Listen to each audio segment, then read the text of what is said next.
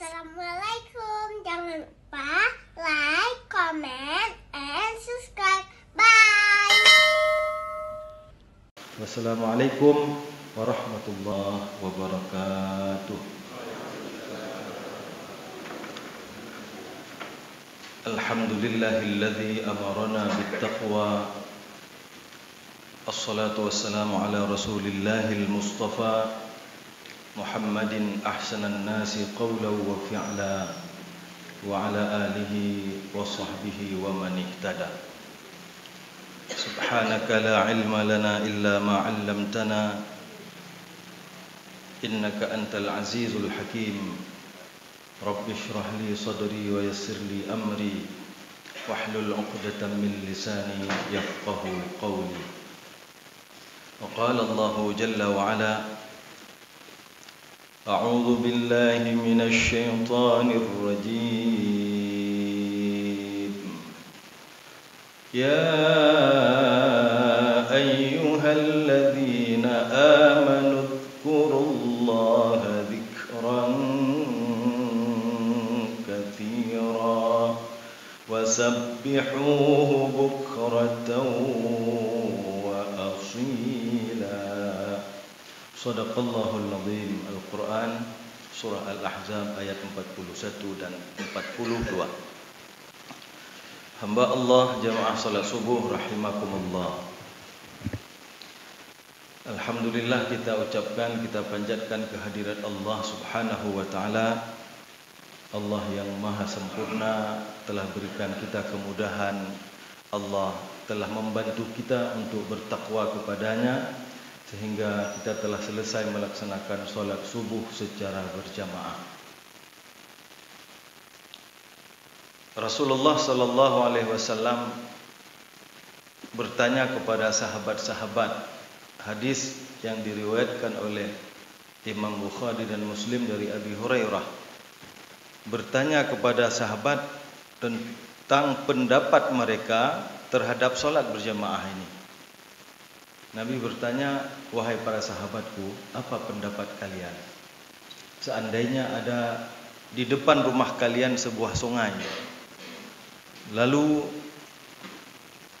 kalian mandi di dalamnya sehari semalam 5 kali, apakah kira-kira masih ada tersisa debu yang menempel di tubuh kalian? Para sahabat radhiyallahu anhum ajma'in pun menjawab, ya Rasulullah, kalau begitu tentu tidak ada lagi kotoran di tubuh kami ya Rasulullah. Maka Nabi SAW pun mengatakan, begitulah orang-orang yang solat. Solat 5 waktu laksana kita mandi 1 hari 5 kali yang akan membersihkan tubuh kita dari dosa-dosa dan kesalahan. Kemudian para ulama muhaddisin mengatakan bahwa hadis ini dan Allah hanya akan mengampuni dosa-dosa kecil yang dilakukan oleh hamba-hamba Allah.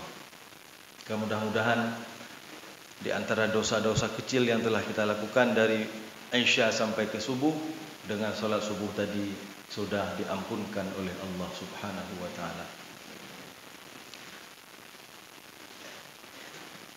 Tadi waktu dari rumah saya ke sini, Bapak Ibu sekalian jemaah rahimakumullah, tidak seperti biasanya. Kalau pagi-pagi begini dari rumah saya di Ulekaring ke sini sampai 10 menit. Tadi nak sampai, macet jalan, ramai orang di jalan. Mungkin di antara saudara kita ada yang baru selesai dari nonton bola ya. Saya berpikir dan saya melihat di antara sepeda motor yang lalu lalang di jalan, berapa ada yang singgah di masjid. Karena dari Ulekaring ke sini ada beberapa masjid saya lewati, ternyata enggak ada yang singgah di masjid. Dari warung kopi apa mungkin langsung ke rumah, atau memang sholat jamaahnya di masjid di dekat rumah. Mudah-mudahan seperti itu. Orang sudah menganggapnya nonton bola itu seperti bentuk ibadah kepada Allah. Kalau ditinggalkan rasanya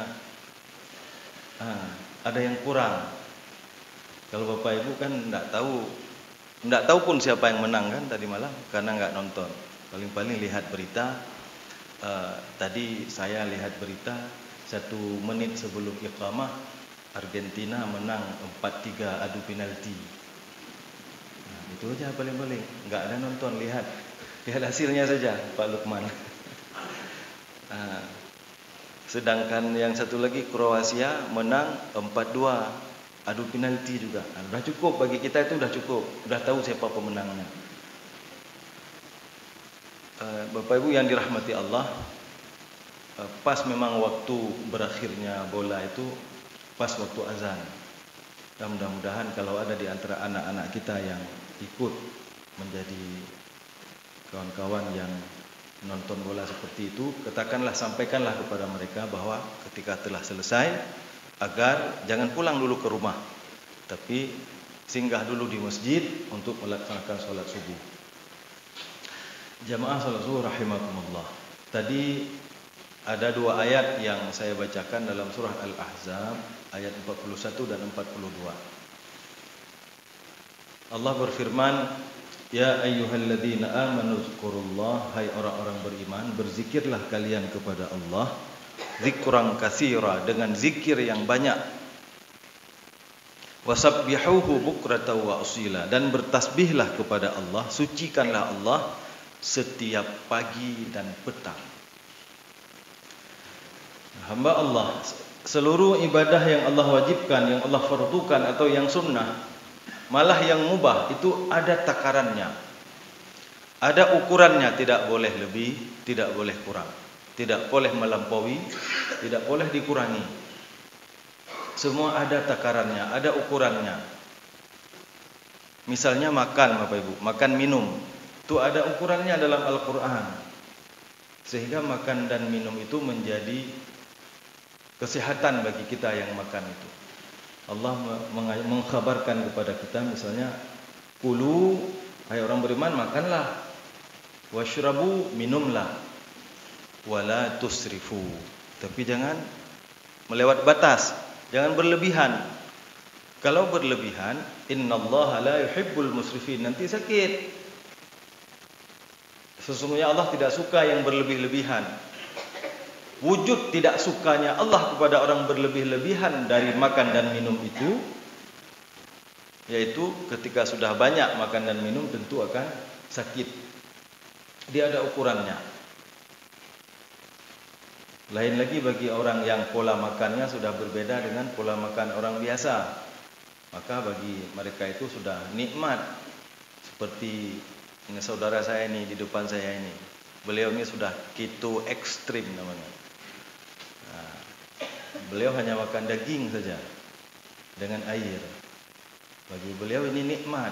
Lihat nasi nggak suka lagi. Makan buah-buahan, buah pokat saja. Buah lain tidak ada tertarik lagi. Bagi beliau ini itulah makanannya. Sehingga alhamdulillah saya lihat sekarang tidak pernah sakit lagi. Dulu sebentar-sebentar sakit. Sekarang sakitnya sudah pergi meninggalkan beliau. Alhamdulillah. Nah, jadi ada takarannya. Kita juga Bapak Ibu seperti itu. Tidak boleh berlebih, tidak boleh kurang. Seperti gula juga. Kalau lebih dalam tubuh kita, itu bermasalah terhadap penyakit diabetes. Kalau kurang juga bermasalah terhadap daya tahan tubuh. Gemetar kita kalau tidak cukup gula. Kalau lebih juga hoyong, momang. Berbicara juga, tidak boleh lebih, tidak boleh kurang. Kita diajarkan, kalau berbicara, falyaqul, silakan bicara, bukan dilarang, boleh. Khairan, yang baik-baik, dibatasi yang baik-baik bicaranya. Aw liyasmut, kalau tidak ada pembicaraan yang baik-baik, diam saja. Lebih selamat. Tidak ada ukurannya. Jadi kalau ada orang puasa bicara, tidak benar. Tidak mau bicara sama seorang pun, diam saja, itu tidak betul juga. Karena disuruh falyaqul, bicaralah khairan, bicara baik-baik. Aw liyasmut, atau diam. Nah, Bapak Ibu yang dirahmati Allah, maka dalam ibadah juga ada ukurannya, ada takarannya. Tidak boleh lebih, tidak boleh kurang. Salat misalnya, walaupun di waktu subuh suasananya cukup hening, lebih hening, hati kita lebih mudah untuk khusyuk. Kita ingin salat subuh lebih dari 2 rakaat, enggak boleh, tetap 2 rakaat juga. Enggak boleh lebih. Alahnya dah salat Zuhur rakaat 3 atau 4 rakaat. Enggak boleh, tetap 2 rakaat. Mau dikurangi juga enggak boleh. Sedang sibuk-sibuknya di waktu siang, disuruh salat 4 rakaat. Mau dikurang jadi 2 boleh? Enggak boleh, harus 4 rakaat. Begitulah ukurannya, takarannya. Walaupun sibuk tetap 4 rakaat. Di waktu subuh walaupun tidak sibuk tetap 2 rakaat. Tapi memang di waktu subuh salatnya harus lebih panjang dari waktu yang lain. Karena di waktu subuh inna Qur'anal fajri kana mashhuda. Salat subuh itu identik dengan baca Quran. Allah sebutkan dalam Al-Quran, aqimis salata liduluki syamsi ila ghasaqil laili wa qur'anal fajr. Aqimis salat, tegakkanlah salat liduluki syam, mulai matahari tergelincir, yaitu salat zuhur dan asar. Ila ghasaqil lail, sampai gelapnya malam, yaitu salat maghrib dan isya. Wa qur'anal fajr, dan salat subuh. Allah beri nama dalam Al-Quran salat subuh Quran al-Fajar. Quran Fajar. Baca Quran di waktu fajar. Inna Quran al-Fajar, sesungguhnya membaca Quran di waktu fajar itu salat subuh, kana masyhuda, disaksikan oleh malaikat siang dan malaikat malam yang datang bergantian untuk mengatur urusan kehidupan manusia. Dan dalam salat ada doa-doa, ada bacaan-bacaan yang tidak boleh ditambahi, tidak boleh dikurangi, sesuai dengan tuntunan. Kecuali baca Al-Quran setelah Al-Fatihah, itu boleh.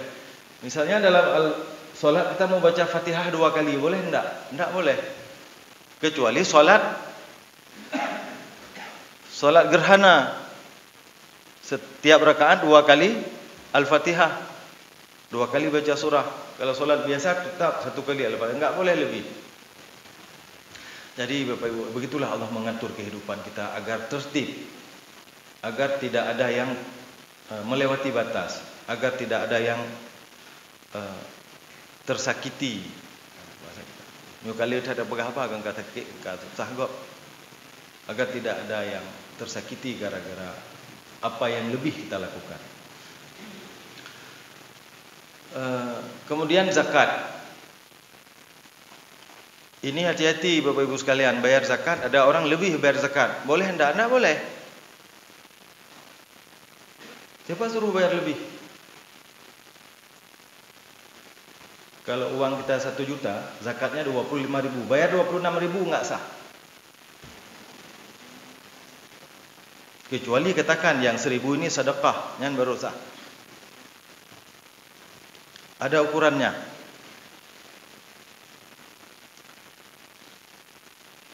Kalau uang kita 100 juta berarti zakatnya 2,5%, 2,5 juta.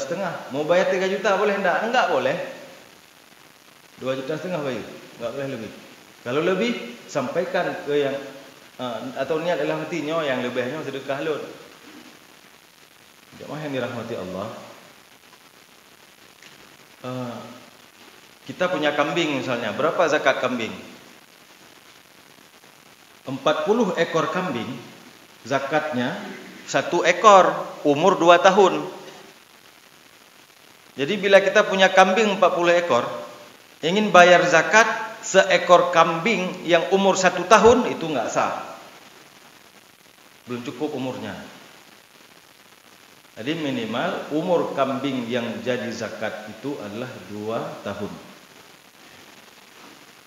Kalau kambing kita 121 ekor, dari 40 lalu 121 ekor dia kalau kambing hitungannya. Itu zakatnya 2 ekor kambing umur 2 tahun. Kalau 201 ekor itu 121 sampai 200. Kalau 201 ekor berapa? 3 ekor kambing umur 2 tahun. Begitu seterusnya. Kemudian hamba Allah sekalian, kalau ada di antara kita yang peternak sapi misalnya, berapa zakat sapi? Ada 30 ekor sapi, zakatnya 1 ekor sapi umurnya 1 tahun. 30 ekor sapi, zakat 1 ekor, umurnya minimal 1 tahun. Tidak boleh yang kecil-kecil, yang baru-baru 9 bulan.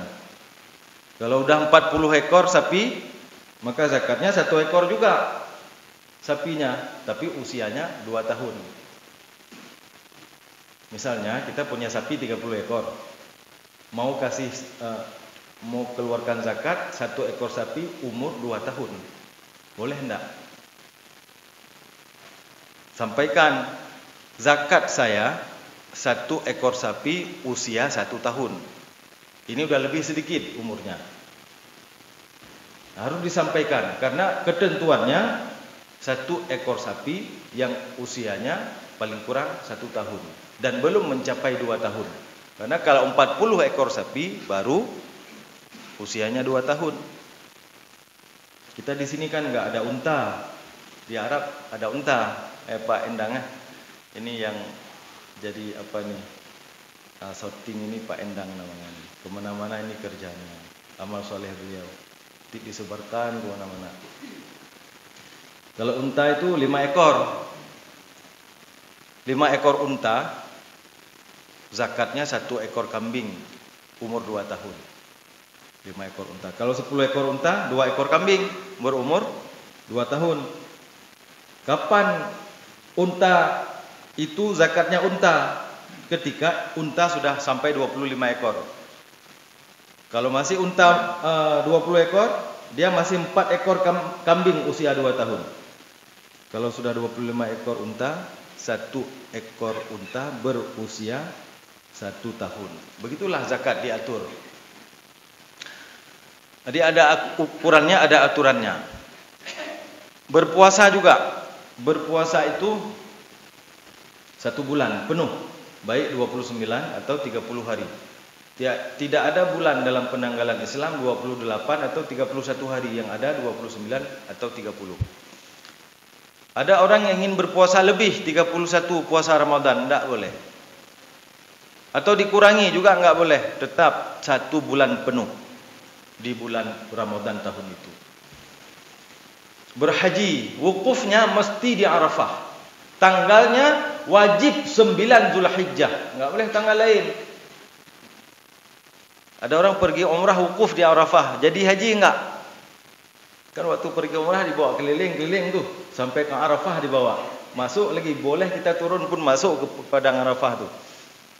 Boleh kita niat haji, enggak boleh, walaupun di padang Arafah. Karena dia harus di tanggal 9 Zulhijjah. Harus di padang Arafah. Jangan seperti beberapa tahun lalu di Indonesia nih. Kapungo dumurung. Wukuf di Bogor sana. Tawaf di kuburan seorang ulama, tawaf menggantikan Ka'bah. Nyaukeun kalian kentu oleh apa pula terjadi.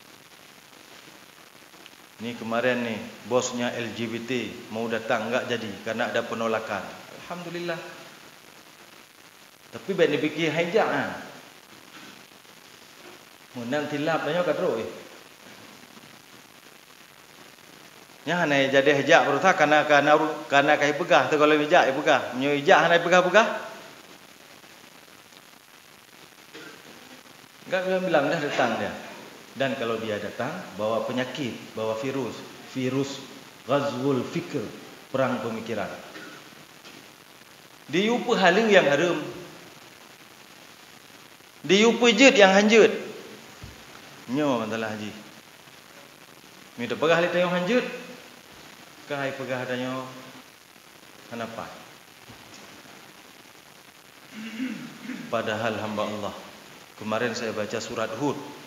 1 surat Hud itu semuanya kisah-kisah azab Allah kepada orang-orang yang durhaka. Wa ila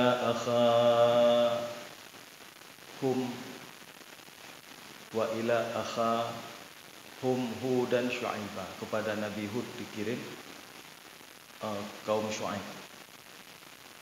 Wa ila Madyana akhahum Syu'aibah, kepada penduduk Madyan dikirim Nabi Syu'aib. Salah saya bilang, kepada penduduk Madyan dikirim Nabi Syu'aib, dan yang lain-lain.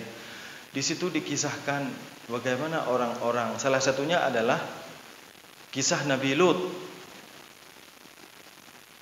tentang orang-orang yang menyukai lawan jenis, menyukai sesama jenis. Pertama, malaikat datang dalam rupa manusia ke rumah Nabi Ibrahim alaihissalam. Ketika sampai di rumah Nabi Ibrahim alaihissalam, dalam surat Hud itu dikisahkan, Nabi Ibrahim menyembelih seanak sapi, lalu dibakarnya daging sapi, dihidangkan kepada para malaikat yang datang. Malaikat ini tidak menyentuhnya, sehingga Nabi Ibrahim merasa takut kepada orang ini. Lalu dikatakan oleh para malaikat, jangan takut hai Ibrahim, kami ini para utusan, dan kami akan datang ke negeri kaum Lut. Berarti Nabi Ibrahim dengan Nabi Lut semasa hidupnya. Ada nabi-nabi yang hidupnya satu masa. Nabi Musa, Nabi Harun, itu satu masa. Nabi Yusuf, Nabi Yakub, satu masa. Nabi Musa malah Nabi Syu'aib lagi, Nabi Harun satu masa. Yang tiga, Nabi Isa, Nabi Muhammad. Nabi Zakaria semasa dengan Nabi Yahya. Nabi Ibrahim semasa dengan Nabi Lut. Ketika malaikat sampai di rumah Nabi Ibrahim, gebeutnya hidangan anak sapi, daging anak sapi tidak dimakan. Menjadi takut, jangan takut, kami akan ke negeri Lut. Kami akan jungkir balikkan negeri Lut, kaum Sodom. Kemudian sebelum malaikat itu pergi, dikhabarkan kepada Nabi Ibrahim, Allah mengkhabarkan kepadamu hai Ibrahim, bahwa engkau akan memiliki anak bernama Ishak. Dan setelah Ishak ada cucumu ada bernama Yakub. Itu disebutkan dalam surat Hud. Lalu pergilah malaikat tadi ke negeri Sodom. Sampai di sana masuk ke rumah Lut. Takutlah Nabi Lut. Karena yang datangnya orang laki-laki. Dan kaum Sodom itu memang sangat suka kepada laki-laki, dan mereka tidak suka kepada perempuan. Begitu datang malaikat dalam bentuk rupa laki-laki yang sangat ganteng, semua mereka tu yang homoseks itu, na'udzubillah min dzalik, maaf ya, mohon maaf nih ucapan enggak baik ini. Datang dan Nabi Lut mengatakan, hai, ini ada putri-putriku untuk kalian. Jangan kalian ganggu tamuku. Ini tamu saya, jangan kalian ganggu. Ini ada putriku untuk kalian nikahi. Apa jawaban mereka? Engkau tahu wahai Lut, kami tidak menyukai perempuan dan kami tidak menyukai putri-putrimu. Akhirnya kata para malaikat tadi pada utusan tadi, pergilah engkau wahai Lut dengan orang-orang bertakwa, dengan orang-orang beriman, sebelum salat subuh di tengah malam.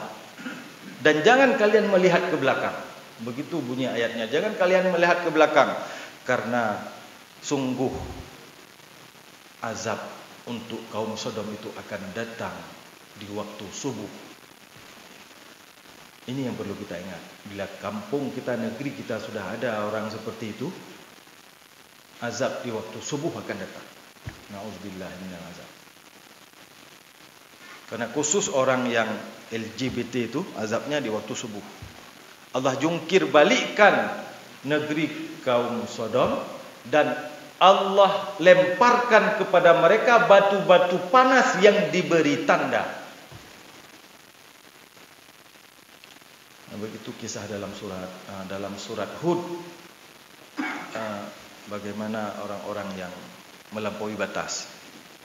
Allah sudah beri batasan bagi laki-laki boleh menikahi wanita, wanita menikahi laki-laki. Jangan dibalik-balik. Kalau dibalik-balik, maka sudah di luar aturan, di luar ukurannya. Jamaah salat subuh rahimakumullah. Tapi ada satu amal ibadah yang tidak ada ukurannya. Nah, tadi kan kita berbicara semua ibadah ada ukurannya. Termasuk makan minum. Termasuk selawat. Dalam sholat kan ada selawat. Itu ada ukurannya, jangan lebih jangan kurang, khusus dalam sholat. Terutama dalam sholat yang diajarkan oleh Rasulullah yang sudah ma'ruf yang kita hafal itu. Nah, ada satu amal yang Allah tidak berikan ukurannya. Jadi itulah dalam surat Al-Ahzab ayat 41 dan 42. Allah berfirman, ya ayyuhalladzina amanu zkurullah, hai orang beriman berzikirlah kepada Allah. Bagaimana caranya? Zikran katsira, dengan zikir yang banyak, zikir yang banyak. Allah sebut kalau zikir banyak. Tidak disebutkan harus 1 bulan, harus begini. Kalau zikir banyak. Nah, maka hamba Allah, mari kita berzikir. Ingat sama Allah. Ingat sama Allah itu adalah bentuk obat. Setengah daripada obat. Kalau ingat kepada manusia, itu setengah daripada penyakit. Tak ingat manusia. Nah, tribero kaku tribe macam. Tak ingat ke Allah yang menciptakan manusia. Kalau mengingat Allah itu jadi obat.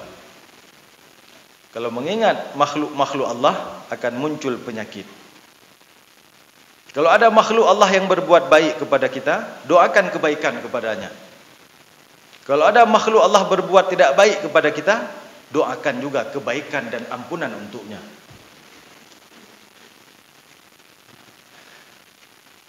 Hamba Allah jamaah salat subuh rahimakumullah.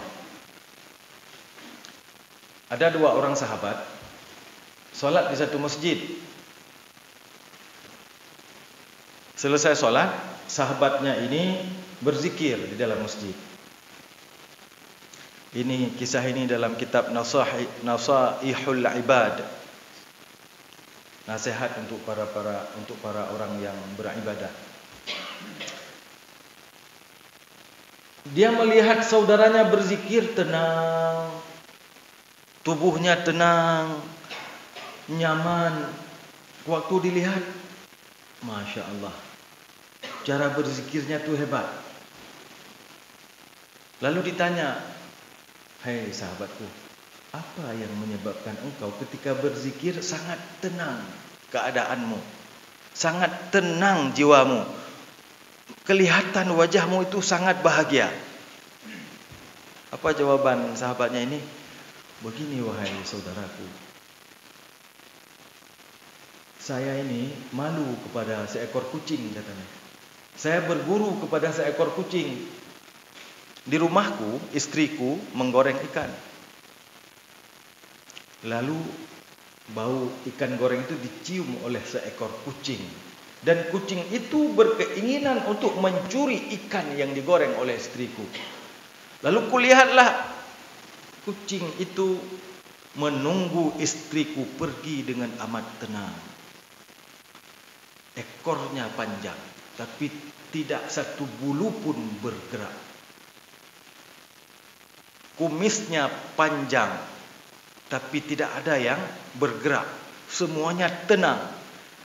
Kucing hanya untuk mendapatkan sepotong ikan. Begitu tenang pembawaannya. Bagaimana saya ingin mendapatkan ridha Allah dan jannahnya? Tidak tenang. Nah, jadi kalau berzikir itu harus tenang. Dan zikrullah itu akan menumbuhkan, memudahkan kita bertakwa.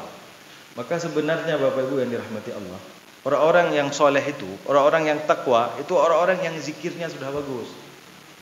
Kalau zikirnya enggak bagus, pasti meleset. Setelah sholat, ada saja dia melakukan kesalahan. Kalau kita mampu menjaga zikrullah dengan baik, kita jaga hati, kita jaga fikiran, kita jaga hati, insya Allah Allah mudahkan kita berbuat baik. Setelah sholat subuh ini kita jaga hati agar selalu tersambung dengan Allah. Kita jaga fikiran agar selalu tersambung dengan Khalik. Insya Allah akan terjaga diri kita, kehidupan kita dari dosa-dosa. Tapi bila hati kita hanya tersambung di dalam sholat, Di luar solat tidak tersambung, maka lihatlah banyak orang yang solat ternyata korupsi. Banyak orang yang solat ternyata masih melakukan banyak dosa. Banyak orang yang solat ternyata masih menginginkan kebatilan itu tegak. Tidak semayang nah. Tapi menyona bud hanagat goanyan pun iku. Itu artinya zikrullahnya itu hanya sebatas dari takbir sampai salam. Jangan-jangan di takbir sampai salam pun dia tidak ingat Allah, ingat yang lain. Jamaah salat subuh rahimakumullah. Jadi agar Allah mudahkan kita untuk bertakwa, maka lazimkan zikir. Di antara zikir itu Allah ajarkan wasabbihuhu, yaitu tasbih. Kapan kita ucapkan? Bukratan, boleh di waktu pagi, wa asila, boleh juga di waktu petang. Ada zikir-zikir pagi petang. Salah satu zikir yang paling baik adalah membaca Al-Quran. Jadi Bapak Ibu yang dirahmati Allah, jangan pernah ada satu hari lewat tanpa kita membaca Al-Quran. Ya Allah, kalau kita sudah baca Al-Quran, rasanya enggak mau berhenti Bapak Ibu sekalian. Karena cahayanya itu terlalu terang. Karena petunjuknya itu terlalu hebat. Enggak mau kita berhenti, kecuali kita ada kegiatan yang tidak bisa ditunda. Baru kita berhenti baca Al-Quran ini. Masya Allah, Al-Quran ini bahasanya sangat indah. Redaksinya sangat teratur. Bila kita baca ayat yang sama, tidak pernah bosan. Kita baca surat Al-Fatihah, pernah tidak bosan? Berapa puluh tahun dah kita baca surat Al-Fatihah? Oh, udah ada yang 70 tahun sudah baca. Pernahkah kita bosan? Tidak bosan. Coba baca yang lain. Coba baca buku sehebat apapun satu buku, satu tulisan selain Al-Quran, lebih lega dah baca, kau bosan dah. Dan Al-Quran ini mukjizatnya, daya i'jaznya, setiap ayat bila diulang-ulang akan memunculkan kesan yang berbeda. Misalnya hari ini kita baca ayat.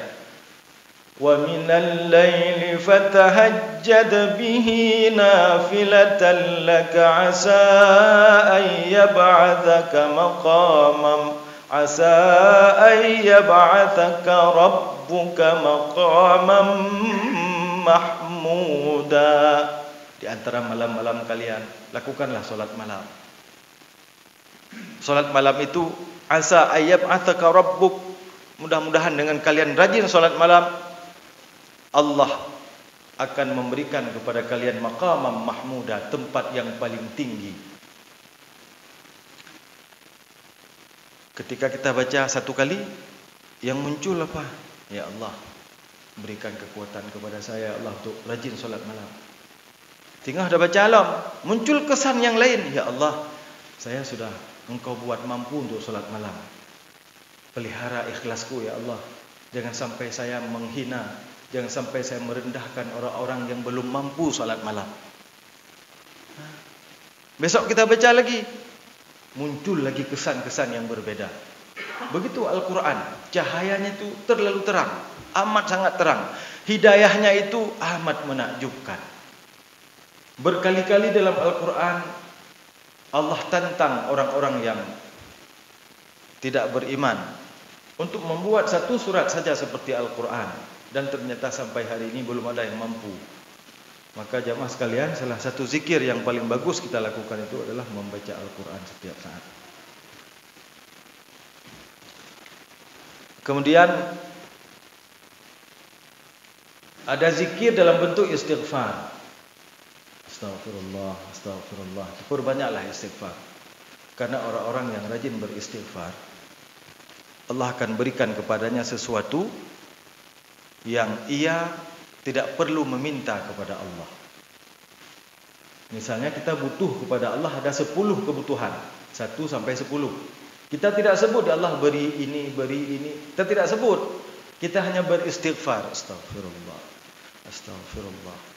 Maka insya Allah asbab istighfar itu Allah akan berikan semua keinginan yang ada dalam hati kita, dalam fikiran kita.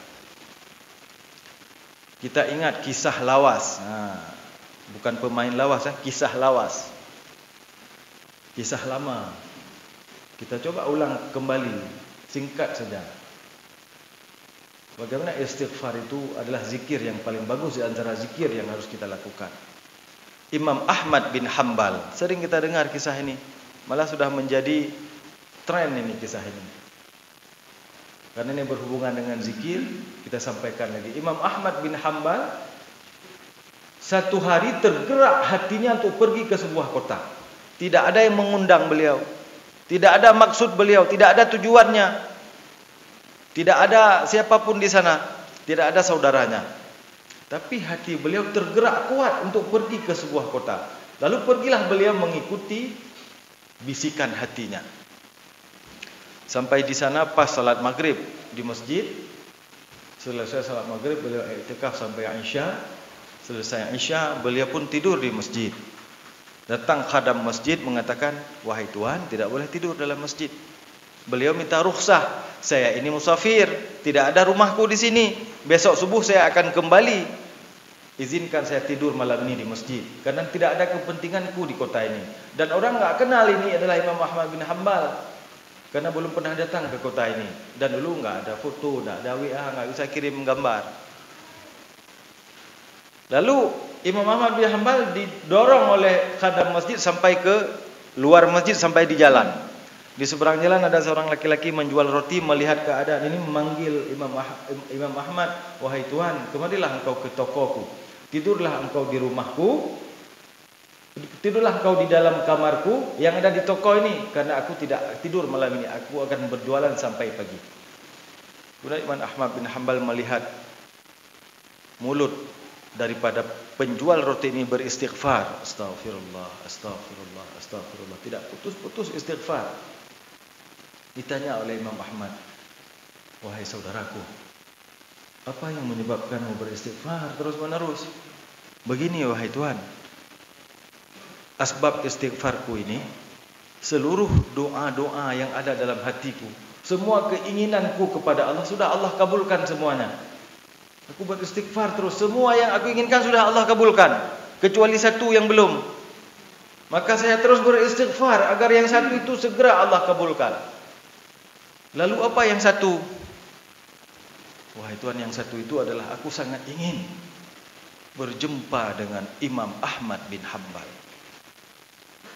Maka Imam Ahmad mengatakan, ternyata istighfarmu yang telah mendorong hatiku datang ke kota ini.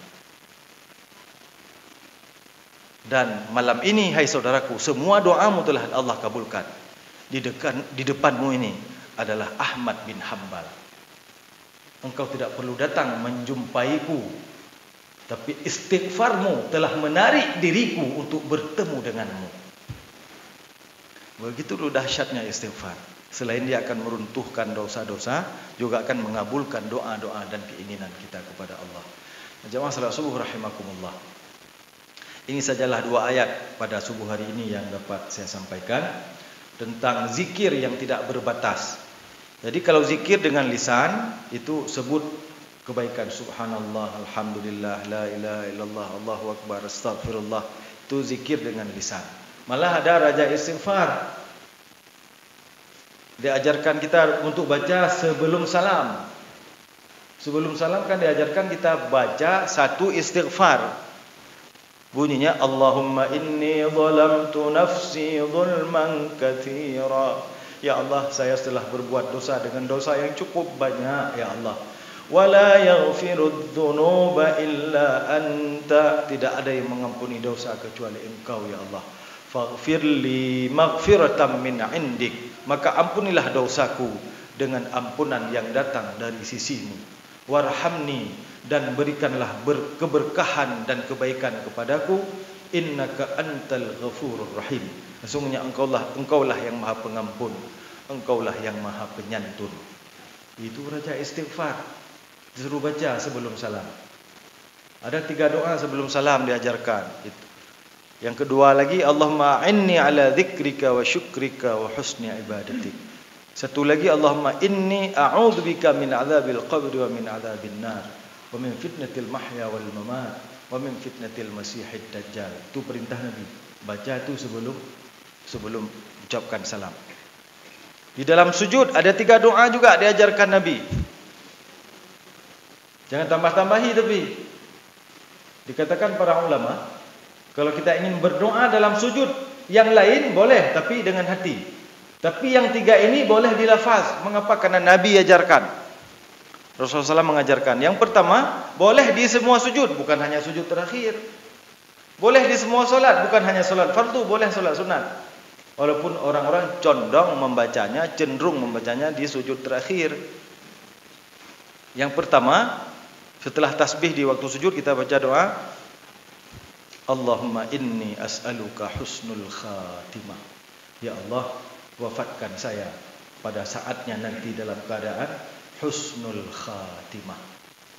Ya kan, kalau ada orang meninggal Pak Lukman, ya kan, kita balas? Semoga husnul khatimah. Itu doa, bagus.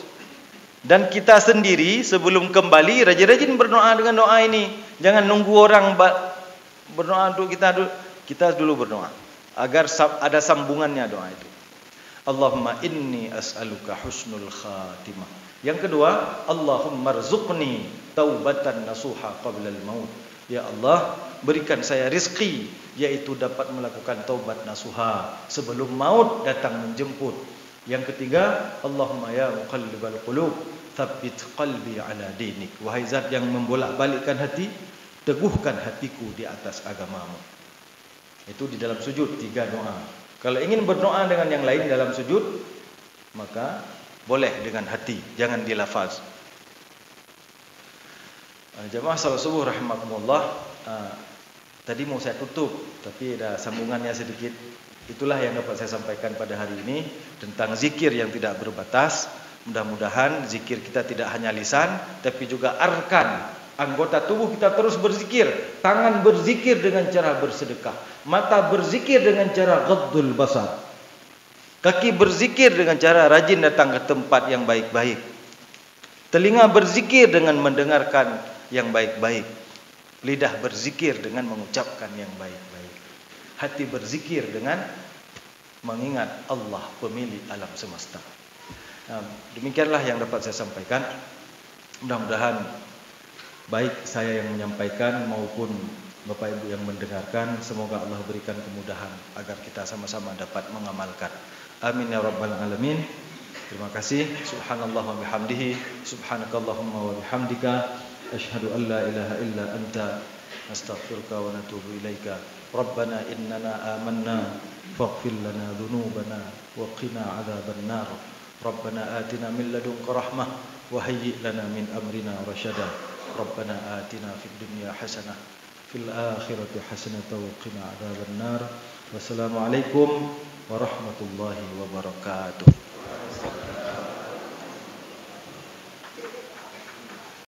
Terima kasih.